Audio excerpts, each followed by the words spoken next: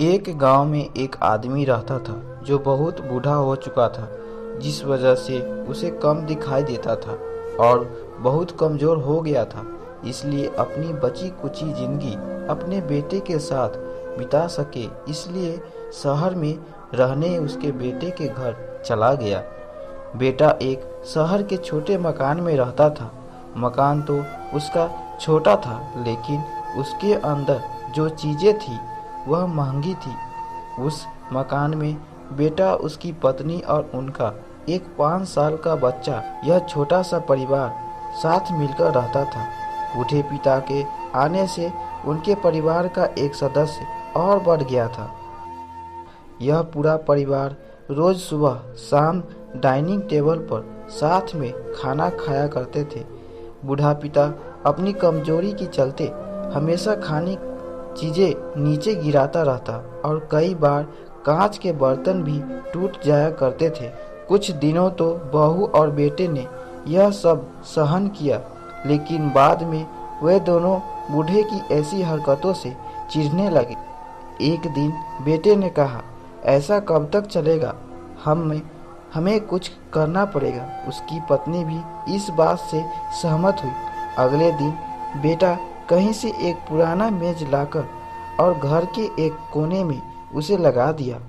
अपने पिता से कहा कि आप यहीं पर बैठकर खाना खा लिया कीजिएगा।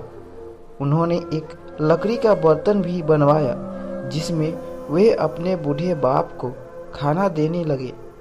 अपने कांच की कीमती बर्तन के लिए अपने बूढ़े बाप को लकड़ी का बर्तन देने में उन्हें जरा भी शर्म नहीं आई। अब खाने का समय जब जब होता तो बूढ़ा बाप एक कोने में बैठकर खाता और बाकी का परिवार डाइनिंग टेबल पर खाना खाया करता। डाइनिंग टेबल पर बैठे बैठे दोनों पति पत्नी कभी कभी अपने बूढ़े बाप की तरफ देख लिया करते। बूढ़े बाप की आंखों में उन्हें आंसू भी नजर आते, मगर उन पर जैसे कोई असर ही नहीं होता। बूढ़े का पोता भी यह नज़ारा हमेशा देखता और अपने में ही खोया रहता।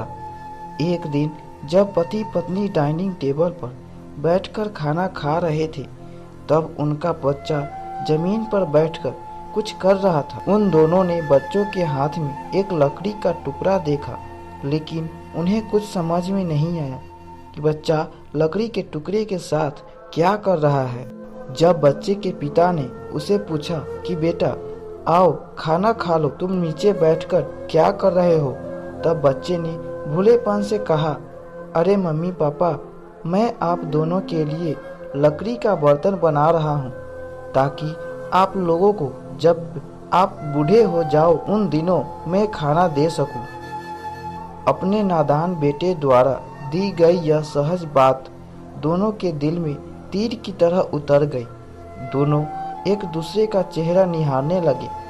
बिना कुछ कहे ही दोनों की आंखों में पानी आ गया और उन्हें अपने भविष्य की किताब अपने आंखों के सामने खुलती हुई नजर आई। उन्हें समझने में ज़्यादा देर नहीं लगी कि अब उन्हें आगे क्या करना पड़ेगा। अगले दिन कमरे के कोने से वह पुराना मेज हटाया गया और अब बूढ़ा पिता और बाकी का परिवार साथ में मिलकर फिर से खाना खाने लगे। बूढ़े की कमजोरी की वजह से हो रही गलतियां भी अब किसी को नहीं चिढ़ाती थी। तो दोस्तों, यह कहानी हमें बताती है कि हर वह पत्ता जो आज हरा है वह कल सूखेगा और डाली से नीचे भी गिरेगा। इसलिए हमें अपने बड़े बूढ़ों का हमेशा ख्याल रखना चाहिए और हमें माता पिता और बुजुर्गों के साथ वैसा ही व्यवहार करना चाहिए जैसा हम चाहते हैं कि हमारे बूढ़े होने के बाद हमारे बच्चे हमारे साथ करें।